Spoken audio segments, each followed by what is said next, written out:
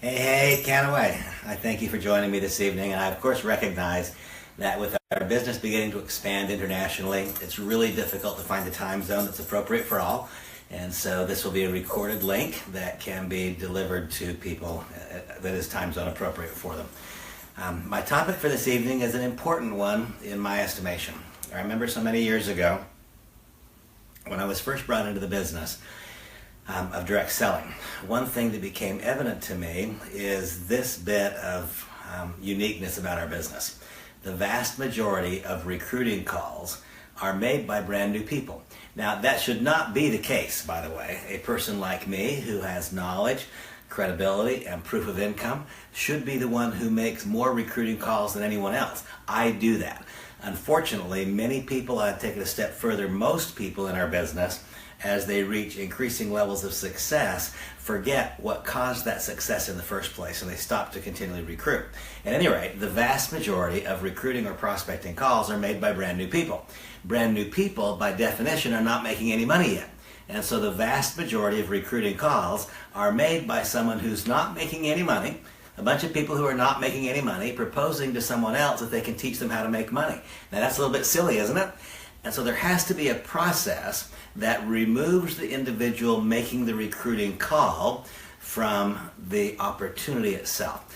Now there is some unavoidable fact that we, each of us individually, are a part of the opportunity. I would like for each of us to be as small a part of the opportunity as is possible. The one thing that you can know is this business will get increasingly easier for you when it is true that your very involvement makes the opportunity just a tiny bit better.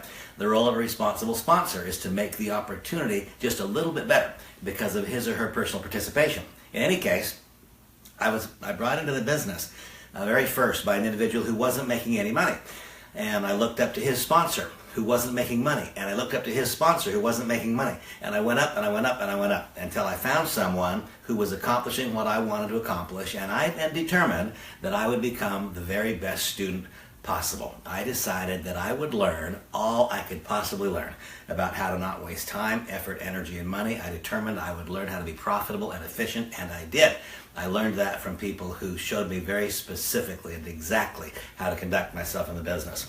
Now the truth is that as time went on, as years went on, I became increasingly aware of the fact that though I was succeeding, my success was not, in fact, being predicated on the widespread successes of other people.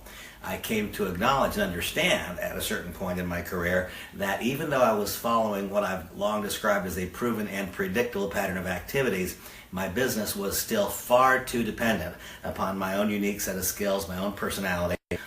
I was therefore able to create a little bit of a wave that people could follow along in, but not too far behind me. That wave would die out and people were not likewise succeeding. And so I refined my practices and processes over time, over a long number of years now, 28 in the industry, where I believe that if a person gets on board the process that I would propose to you, not just now, but in all the various trainings, that yes, you can succeed, irrespective of your past background, your past successes, or your past failures, whether you've been entrepreneurial or not.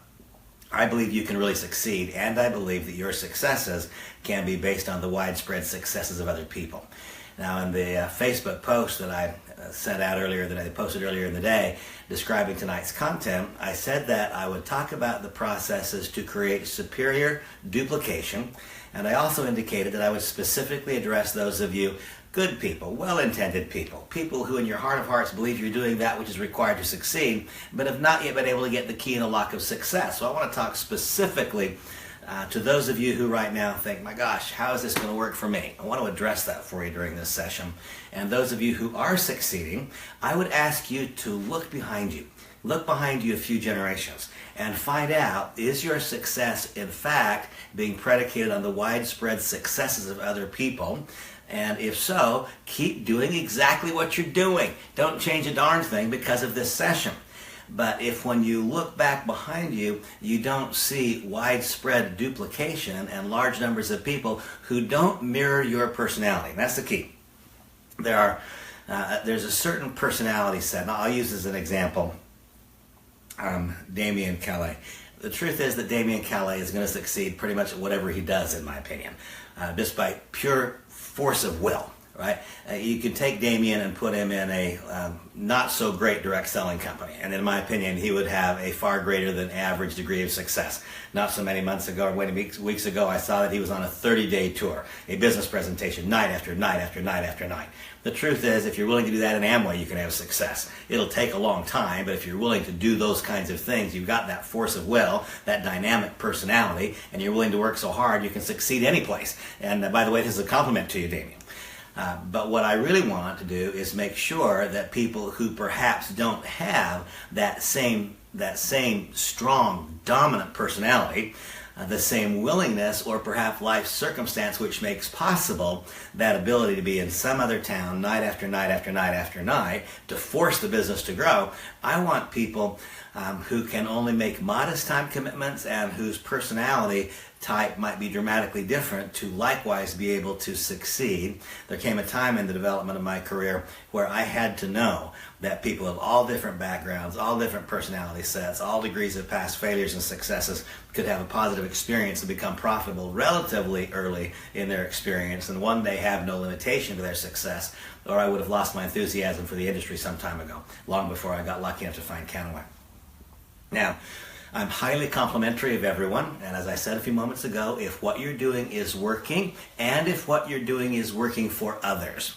And it is, by the way, much easier for an individual to make money in this business than it is for that individual to make money because of the widespread successes of other people. A strong, dominant personality can make money based on the failure and frustrations of other people, not even knowing or understanding that's what he or she is doing in all likelihood. I was one of those for a long time in my career. Pure force of will. I could make it happen, but I was making it happen not because other people were likewise succeeding, but because they were being swept along into a dream that wasn't reality because there was no meat being put on the bones. And so I want to just put some real simple meat on the bones for all of you tonight and troubleshoot a little bit some of the things that I see going on in our business. First of all, I would like to simply recap the 10 steps to getting started correctly, and I'm going to highlight a couple where I have a sense that there is a general weakness organizationally, where it is not as well done as it could be across the depth and breadth of our company today. And once again, I'm highly complimentary of you, of every single one of you. That which is measured can be improved. Any comments that I make are making so that we can all do better, so that each one of you can have a greater experience because people in your group are having greater experiences. So please no one take this as any form of a criticism or critique. So what I'd like to do is just recap these 10 steps to getting started. I hope you all know them. If you don't know them, then I urge you to go to randyschroeder.com/training or your Canaway back office and there review the video called The 10 Steps to Getting Started Correctly, and also review the gift card program and new member orientation, and let that be the basic framework on which we build our business. And by the way, when I address any group of people, if I'm in an organization, and let's say there's 25 or 30 people in the room, or 300 or 500 people, if I can walk out into the room and point to anybody and say, hey, what's step number 5? How do you execute that step? What's its purpose? What's 4? What's 2? What's 3? What's 7? What's 8? What's 9? When people in the room all know what the steps are that are required to create a business that can duplicate and will, then the business has a chance to grow larger than the personality of the individual who's in front of the room. If people in the organization don't understand what those steps are, and they can't describe why they exist, how to execute those steps, what their importance is, then we know we have a business that is predicated upon the strength of personality of a handful of people as opposed to a truly replicatable process. The power, the extraordinary intrigue of being involved in the end of the prohibition of cannabis, the magic message of you can be very early or first in the development of our company Canaway, that gives us a little bit of a short-term buy. It's relatively easier to recruit into this company today than it will probably ever be again in the future. But we need to take advantage of this moment of relative ease to develop the required skills and create the right process so that we can still be building a large successful business 5 years from now and 10 years from now, when the end of the prohibition of cannabis is not such a hot button culturally as it is right now, and when our company is not the new kid on the block and there's some other neat new idea out there that people are talking about. Step number 1 is to enroll in Canaway. It is to not just enroll in Canaway, but to also do a gift card tutorial. Now, once again, I'm not going to describe each of these steps in detail. I'm going to recap what they are and talk about what I perceive to be areas of needed improvement organizationally. Step 2 is to identify what is an appropriate initial order for each participant and help that person place the order that is right for him or her based upon their goal, financial circumstance, willingness to work, proper business building duplication. Step number 3 is to not just establish SmartShip, but to create a SmartShip foundation, which is absolutely unbreakable. It cannot break. Step number 4 is to do a back office tutorial so that you don't wind up being a customer service agent over time. Step number 5, here I will highlight this a little bit. Step 5 is to build belief. You know, I just returned from an extensive trip in Europe, had a fantastic experience, was able to put faces to a lot of the names that I knew, able to refresh some relationships that I've had for a while, and in some cases, some individuals in every community had done a remarkable job of getting qualified candidates there to see the message. And other really good people told me a variety of reasons why they had not been able to get good people to come and see the message. I heard things like, well, my full-time job had me so busy, and I heard things like, gosh, my kids had me so busy, and I heard things like, this person is sick or that person is sick. I heard all kinds of things. But no matter what the person said, what I heard was, Randy, my belief wasn't high enough to take the action required to succeed. Step number 5 is to build belief. And here we have what you probably all recognize as a belief bucket. And here's the way that it works with our belief. If our belief is high enough on any given day, then we take constructive actions. Then we do that which is required to succeed that day. We introduce a new person to the business. We introduce a new person to the product. If you believe what I believe about this company and its product offerings, if you believe those things, then it is effervescent, it bubbles out of you, it is spontaneous, it doesn't feel like work, you don't have to search for candidates, they're all over the place, there's no limitation.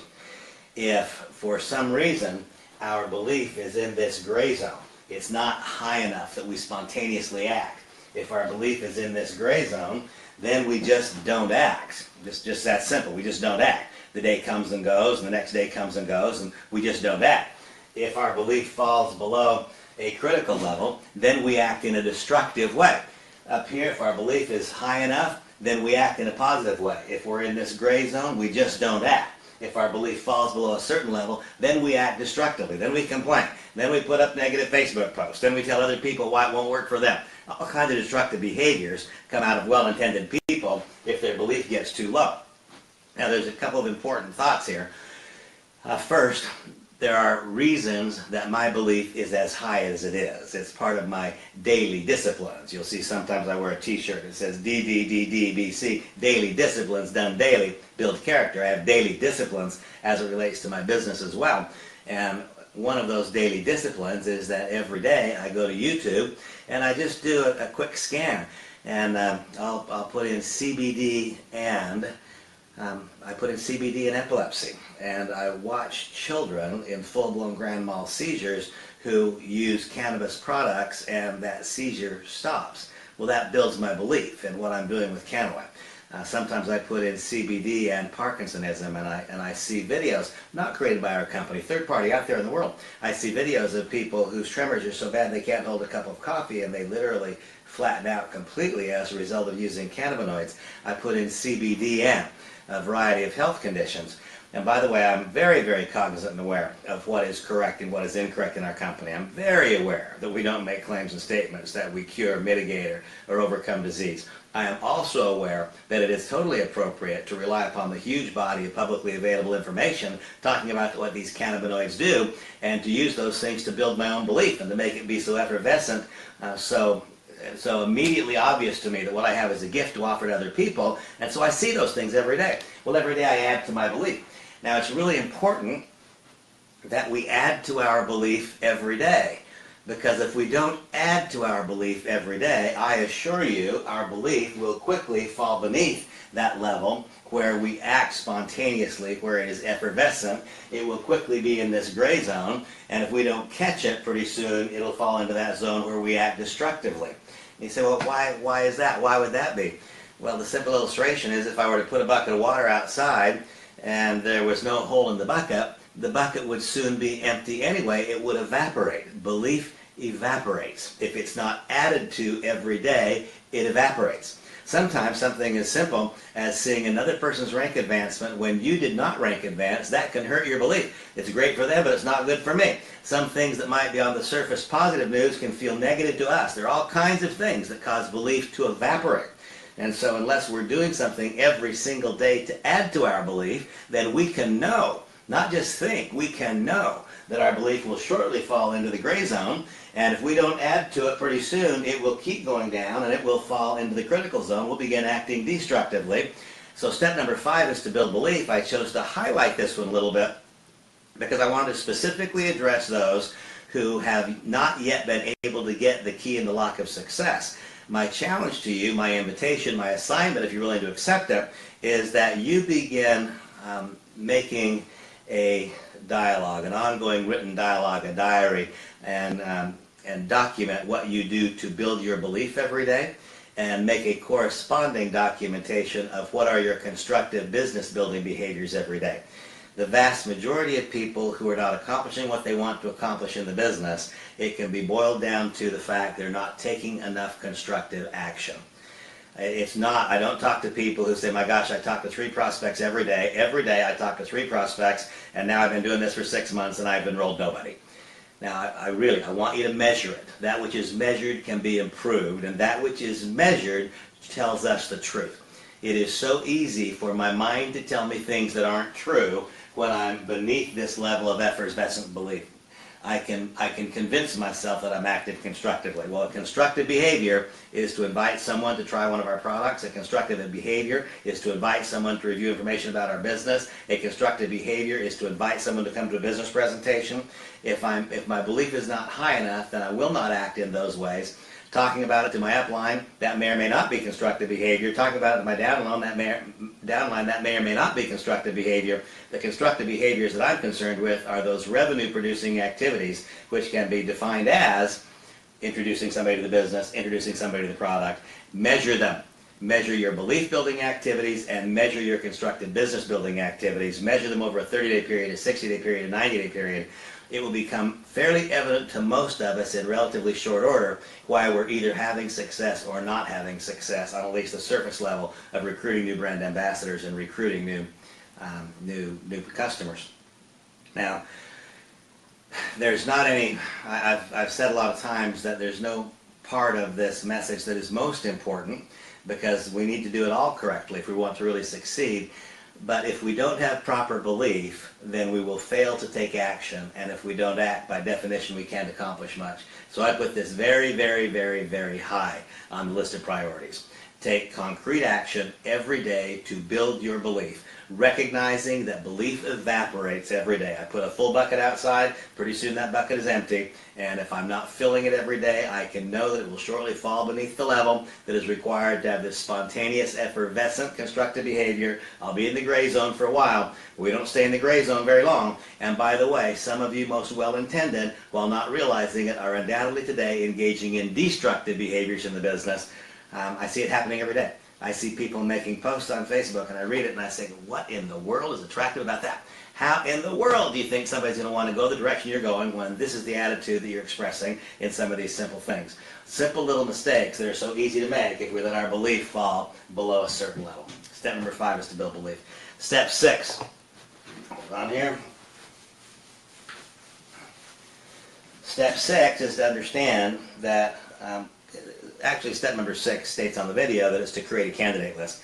But the extension of that is to understand there's a difference in writing down a list of names and learning to so live our lives so that our candidate list grows in front of us.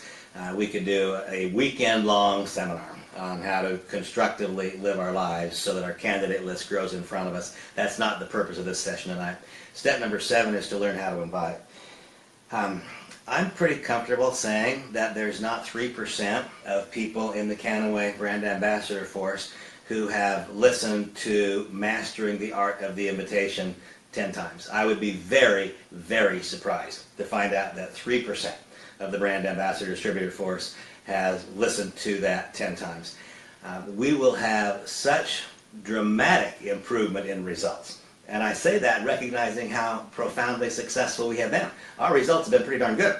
We would have dramatic improvement in results if 90% of the people who join our company listen to Mastering the Art of the Invitation 10 times, and if 10% of the people who joined our company listen to Mastering the Art of the Invitation 100 times. And the simple thought here is that if I were today, right now, to play a new piece of music for you, a new song, you would not tomorrow remember the words, you wouldn't remember the melody or the beat. If you heard it one time, it would be gone by tomorrow. But if you listen to it 100 days in a row, on the 101st day and the 120th day, you would have the melody stuck in your head whether or not you wanted to be there. You'd know every word, you'd know the cadence, you'd know the beat, you'd know the rhythm. You'd know it all. The point of mastering the art of the invitation is to be able to act upon that spontaneous belief. If I've done that which is required to have belief at a high enough level that I act constructively in a spontaneous and effervescent way, where it doesn't feel to me or to the other party like I'm working or that I'm prospecting, it's automatic, it's spontaneous. But that spontaneity needs to be combined with a skill of being able to recognize the moment and knowing what to say and what not to say using an economy of words so I can get out of the way and let a tool talk. And by the way, in our business, there really are two kinds of people. There are those people who are afraid to talk, and there are those people who are afraid to stop talking, and each of those two errors are of equal damage to the possibility of developing a business that can grow and scale, that can replicate and become meaningful. So at step number 7, I'm really comfortable saying that 3% or fewer, I think like almost nobody, has listened to Master the Art of the Invitation 10 times.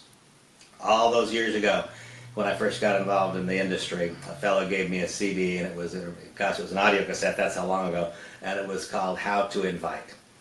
I didn't like it, but he said, Randy, I don't really care if you like it or not. The question is, how good do you want to get at this? Do you want to rely upon luck, or do you want to be prepared at those moments of opportunity? When suddenly an opportunity presents itself, do you want to have the words immediately available on the tip of your tongue to say a few properly chosen words and know which tool and which resource to get into their hands or into their ears, wherever it is, to let them review it? He said, if you're willing to listen to this 100 times in the next 90 days, is the assignment that I was given. And then he said, if halfway through that process you add to it some proactive behavior, don't just listen to it, but get your handheld recording device out, and now imagine, here's a candidate. So look at your candidate list, and if you haven't got a candidate list, guys, I'm sorry to say this, but if you don't have a candidate list, you don't deserve to succeed in our business. I'm sorry, that's the truth. If you don't have a candidate list, you don't deserve to succeed in our business. You haven't done that which is required to make it even remotely possible. But if you do have a candidate list, then you look at the candidate list and you take an individual off the list, any individual.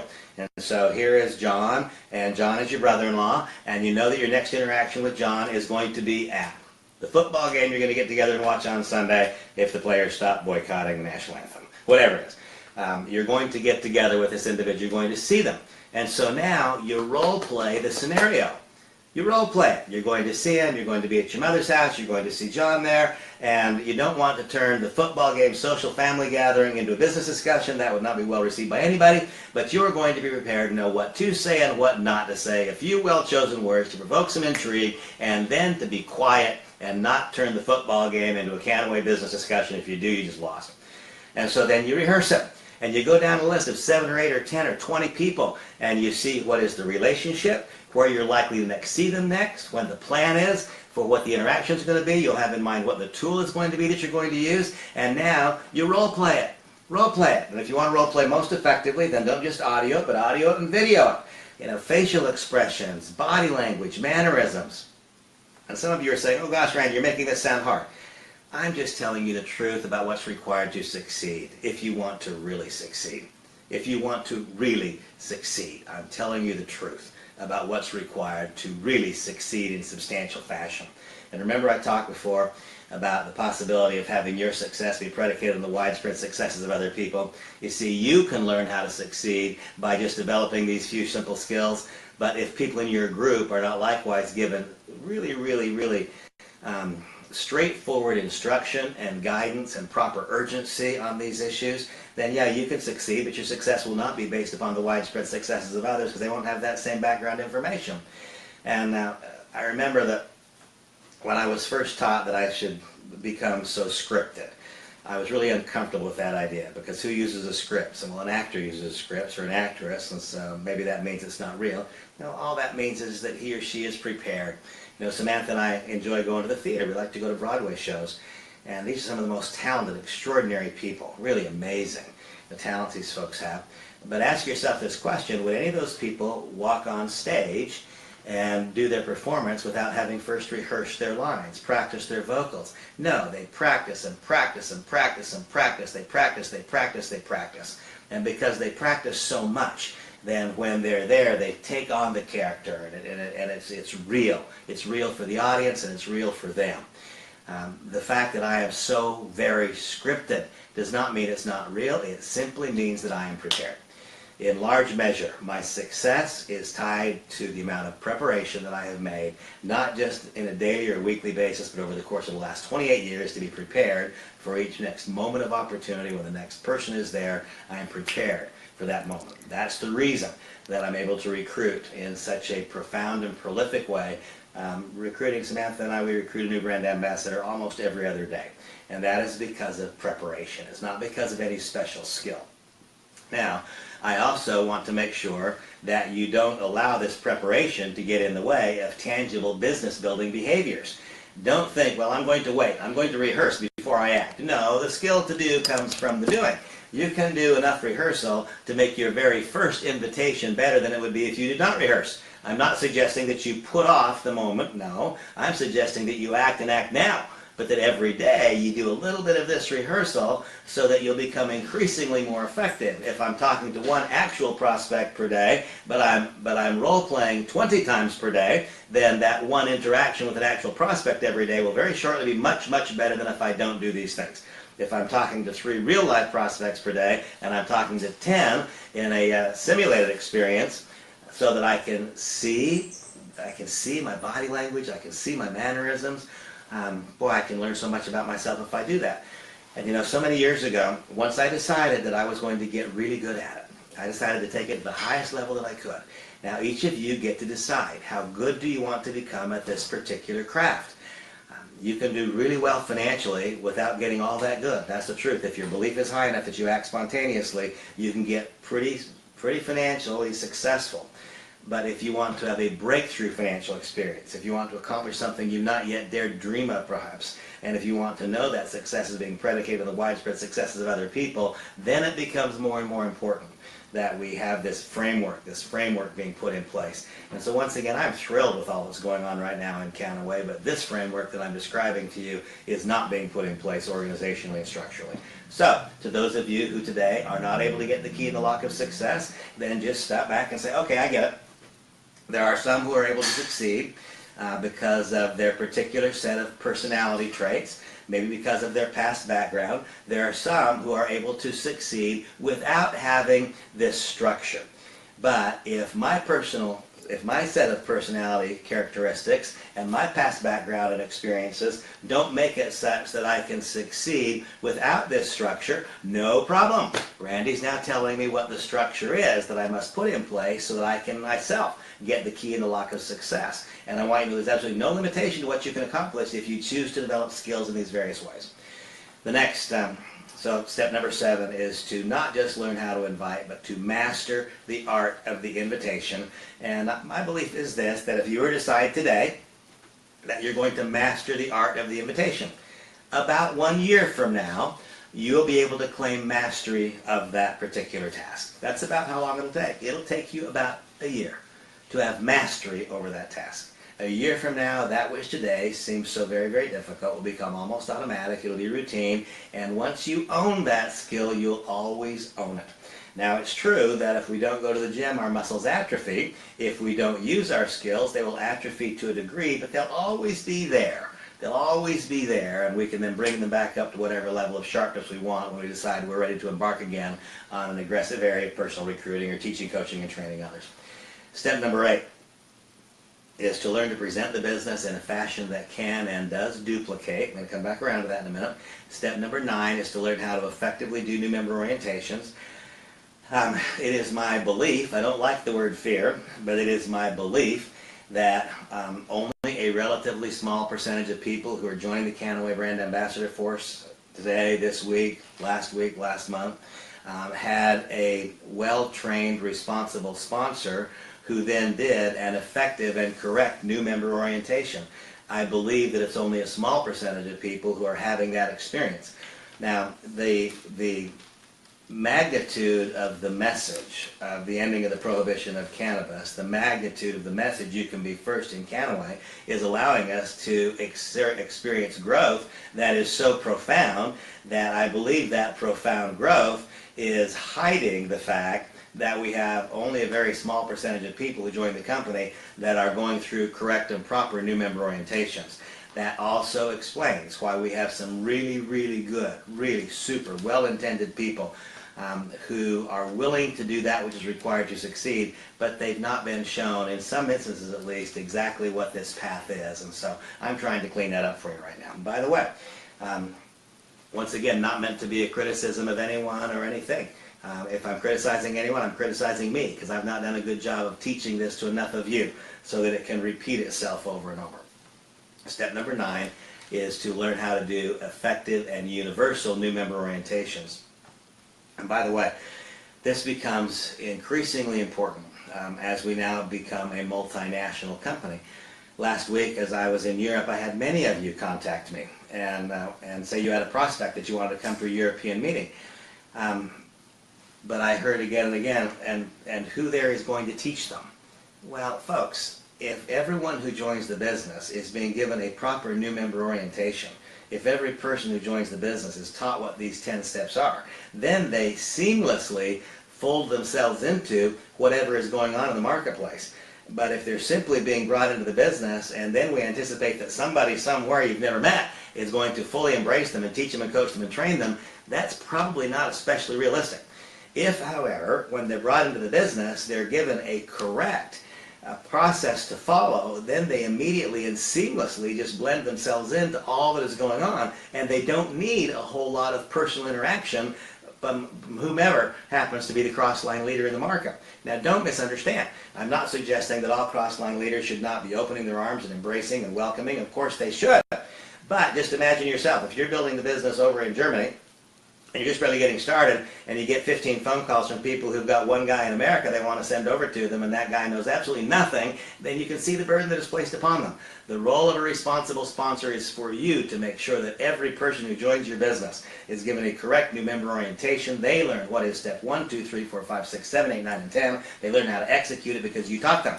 And when that's the truth, then they very quickly and seamlessly blend into the structure wherever that structure is, and they're not limited based on who their enroller is or where their enroller lives and all that kind of stuff. Step number 10 is to take action. So that's what I hope was a brief, and I'm looking at my hourglass. I do this for you guys, not for me, because I can talk for hours. I'm looking at my hourglass, and I'm seeing that I've already used quite a bit of the time that I wanted to use tonight. There is another topic that I take responsibility for having not yet well taught to Canaway, and I want to do that now. It's a concept that is called the ladder of escalation. And so we all know what a ladder is. A ladder is something we lean up against the wall so that we can climb up higher. And so I'd like to describe what, in my estimation, is a correct process for helping a new candidate work their way through this process of first hearing about our opportunity and our product line and getting to the point where they're able to act. I'm asked so many times if I will help close a prospect. The answer is no. I will not help anyone close a prospect. Why? Because I don't like to be closed, and neither do you. If you want to know what it feels like to be closed, go on down to an automobile dealership and walk around the lot for a little while and tell the guy you're interested. And before long, you'll be sitting in a closing room. And you'll find somebody trying to get you to act more quickly than you want to act and trying to get you to spend more money than you want to spend. And it'll be a tug-of-war. It'll be uncomfortable for you, and probably will be uncomfortable for that person too if they have any conscience whatsoever. No, I will not help anybody close their prospect. What I will help all do is understand this proven and predictable pattern of activities which guides the person from the point of very first introduction to the point of reaching whatever is the correct decision for him or her in the shortest possible period of time. That's what I'm looking for. I'm not trying to convince anybody. I'm not trying to sell anybody anything. I'm trying to help people understand what we're doing and help them make a determination as to whether or not what we're doing would have value in their lives. And I want to do that in the shortest possible period of time for their benefit as well as for my benefit, for your benefit. And so this ladder of escalation, how does it go? Well, the first step on this ladder of escalation is the first look at Canaway. And the way to properly execute, in my estimation, a first look at Canaway is to master the art of the invitation. We know what to say and what not to say. And so we're able to act spontaneously and have this feel like it's just comfortable and it just flows. But this first look is to identify a candidate and then identify the tool. A tool that I use very frequently is the SAD. That's for my personal interactions. Then the tool that I will use for the candidate will be dependent upon the candidate if it's not going to be a face-to-face personal interaction. For example, now as the Canaway business has begun to grow, think back a year ago, there was nobody in Canaway making any money, and very few people with success in the direct selling industry were looking at Canaway with any intrigue. Well, today that's changed. We're becoming a pretty hot topic. The business has grown, people are making money. There are lots of people around the direct selling industry who are today looking at Canaway. Well, a few weeks ago I realized I didn't really have a tool for that person, and so as a result of that I created a Facebook Live presentation like tonight. It's entitled A Conversation with an Industry Leader. And so I know who my candidate is. If my prospect is someone with significant experience in the direct selling industry, then I select a tool that is appropriate for that prospect. And so in that case, so here if I've got somebody who's been around the industry for a while, they know quite a bit, then the tool that I will use is one that speaks to him or her. And so the idea of knowing how to invite is simply knowing what to say, but it's also important that in the invitation process that we know the prospect, we know the candidate, and that we select a tool that is appropriate for him or her. And so in that case, I would then send the tool that is called A Conversation with an Industry Professional. And my dialogue is very simple. It is first to compliment. Tom, I know of your great past success in the direct selling industry. I have a lot of respect for what you've accomplished. I would love to hear your comments and feedback on what I see as the most remarkable possibility ever in this industry, especially for a person with your background. I've got a link created specifically for you. I'm sending it now. When's a good time to follow up? Well, that was my invitation. That was it. That's what I say. Something very, very much like that. And when that person says, well, let's talk about it now, I say, you know what, Tom, that's a bad use of my time and a bad use of yours. Until such time as you've reviewed that link, that is simply not effective and efficient. I want the tool to talk first. Remember that every single thing we're doing in this business is teaching someone else what they must do. I want that person to use the same tool when they've got the same kind of candidate. Well, each of our candidates are going to have a different set of personal circumstances. In some cases, I want the very most simple message. That this tool that I just described, that's designed for an industry professional, and it's, I think, 50 minutes long. Well, there are some people for whom a 50-minute introduction would be overwhelming, and that particular set of content would likewise be overwhelming for someone who's not been around the industry for a long time. And so you can use something as simple as the video tool entitled Your First Look at Canaway, which is found in the video library. I think it's less than 3 minutes long. Now, candidly, I use that one more as a belief building tool, as a second look. And by the way, every single tool has more than one purpose. There's a primary purpose and a second, usually a third level purpose. Primary purpose of this particular tool that I just described is to open the door of possibility to an industry professional. Secondary purpose, it's a belief building resource for any of you. If you've not seen that, you should, because it will help you understand, again, maybe fresh it in your mind. It will freshen in your mind what makes this so special. That would be adding to your belief bucket. That would be executing step number 5 for you. Make it far more possible, far more likely that you would act effervescently tomorrow, proactively, in a constructive way. Well, I select the tool. And the purpose of this conversation is not now to diagram what all the tools are, but I select the tool, and I send the tool, and I let the tool talk. That is the first step on the ladder of escalation. What is the second step on the ladder of escalation? For many years, I taught that the second step on the ladder of escalation is a 3-way telephone call. I still periodically use the three-way telephone call. The reason that I don't use it as much as many leaders, and by the way, I'm not criticizing the use of the three-way call, and if that is a part of your business building process and it's working for you, do that. The reason that I stopped teaching the three-way call as a primary business building mechanism is because it was stealing my life. When I was teaching a three-way phone call, I just recruit too many people. Samantha and I together personally enrolled 170 some brand ambassadors, and those people have nowhere else to turn for support. They're going to look straight to me, and I really don't want 170 people calling me tomorrow for a three-way phone call. And so I found ways to accomplish the same thing as a three-way call without it being so time-consuming. A three-way telephone call quite frequently will be 25 or 30 minutes. Investing 25 or 30 minutes per candidate as your business gets bigger winds up being an extraordinarily inefficient use of time. Now please note, I'm not telling you not to use three-way calls, and I'm not telling you your sponsor's wrong if they've told you to use three-way calls. I'm telling you why, over the course of my career, I scaled those back to a relatively rare occurrence because I found a way to deliver that same set of information to many people at a time instead of delivering it individually. So for me, the ladder of escalation is, it's your first look. After your first look, typically comes a Zoom or a Skype or some type of a web conference, because the truth is this: I don't have much to say to candidate A that I don't also have to say to candidate B or candidate C, D, E, F, and G. About the only place where that would be different is if I am talking to an industry professional who perhaps is engaged in another company and wants anonymity and so on, then that may well still call for a three-way telephone call. The first look is to identify a tool, have a properly constructed script, a few well-chosen words. That's the first rung on the ladder of escalation. Behind that comes a Zoom conference call and or a three-way telephone call, whichever is appropriate at that point. And the next step, the next rung on the ladder of escalation, is a rung that is basically absent in our company. The backbone of all leadership development in the direct selling industry since it was birthed has been the private small group presentation or the home business review. It's when each individual opens their home and invites a handful of people to come over and hear the message. Now, there is a single, in my estimation, a single correct way to do this, and there are countless other ways to do it that are less correct.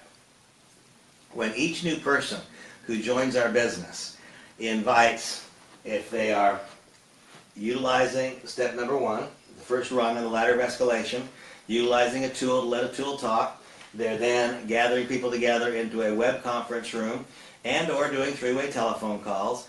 The purpose of the Zoom conference is to further add information to what was here and to invite. The purpose of the Zoom or the three-way phone call is to invite to that home business review or the private small group presentation. The perfect private small group presentation or home business review will have 7 people in it in the home of the inviting host. And people have fought me on this for 20 years. Randy, I don't want to invite people to my home. Well, how successful do you want to be?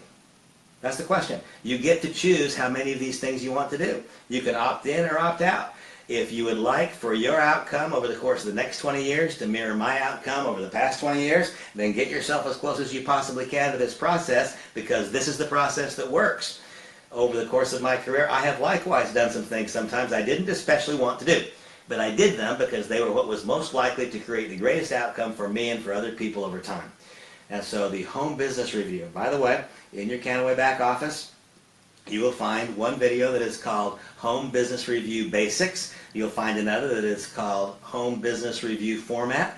All the luck and guesswork is taken out. You are taught specifically and exactly how to properly conduct a home business review.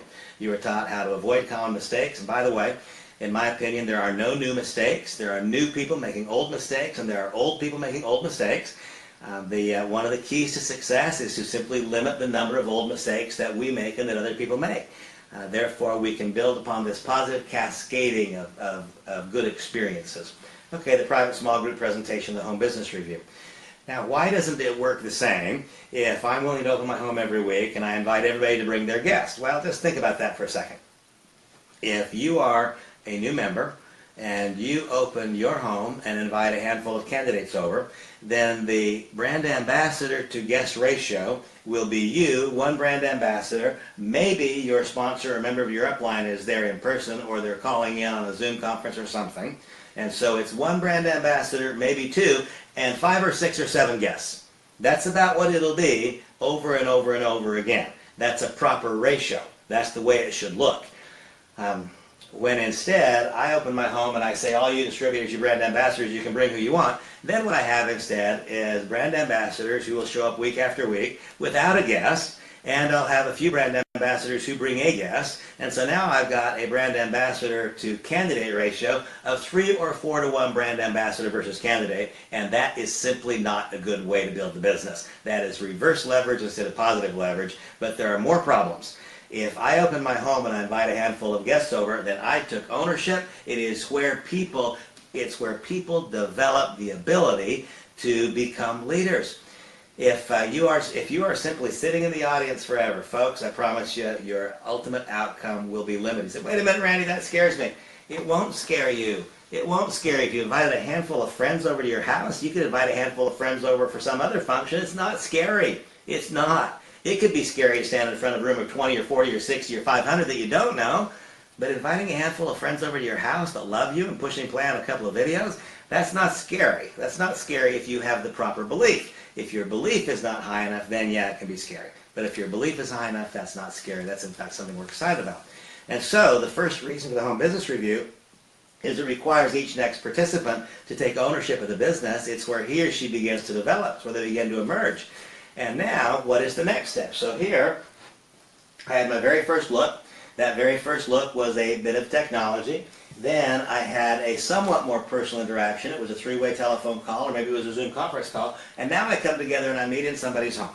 By the way, your home is the perfect place to do it. People sometimes say, oh, Randy, my gosh, of course you can do it in your home because you've got this home. No. It doesn't work in my home because of my home. I have my home because it works. Take it the other way around. Wherever your home is perfect. It's perfect. So long as you do the little bit of advanced work that I described in the HBR format and the HBR basics, the only thing that's required for your home to be the absolute perfect environment is that it be clean, tidy, and that there's love in it. If those things are right, then your home is the exact perfect place for it to be. Remember, we can't start from where we're not, but we can start from where we are, and where we are is the exact perfect place from whence we should begin. So, we have a home business review. Now, in the home business review, remember that who were the participants? The participants were me, the host, and the 6 or 7 invited guests, and maybe a member of my upline. And so now what I've got are these guests and a brand new member who maybe isn't making any money yet. We're back to that thing we talked about before. We need the proof of income, the proof of past product successes, and so on. And so the next rung on the ladder of escalation is where we get together. So first we have our first look, then we have a 3-way telephone call or a Zoom, then we go to our home business review, and the next thing is when we go to the hotel or the conference room where we gather together as a group. And now we gather together as a group, and my prospect who is here, seeing only one member and 2 or 3 or 4 other guests, or 5 or 6, now they come and they walk into a group that has 30 or 40 or 50, and I promise you won't be long, all over the United States and then around Europe and elsewhere. We'll have rooms of 100 and 200 and 500. That's the way it goes. And they'll walk into the room and they'll say, wow, did you see that there were doctors there, and there were nurses, and there were physiotherapists, and that was really cool. And did you see that there were people who before this were unemployed, who couldn't find a job, and they were succeeding? Did you see all the different experiences? Did you hear those product successes? And so now we walk in, and suddenly we feel like we're a part of something. You see, you don't really feel like you're a part of something here. You don't feel like you're part of something here. You don't feel like you're part of something here. But here, suddenly you feel like you're a part of something. Most people will not decide they want to do the business after the first look tool. Some do, and if they do, fantastic. I help them get enrolled. Most people will not say they want to join after the 3-way phone call or the Zoom. Some do. If they do, terrific. I help them enroll. Many people will choose to enroll at the conclusion of the home business review if it was the 3rd step.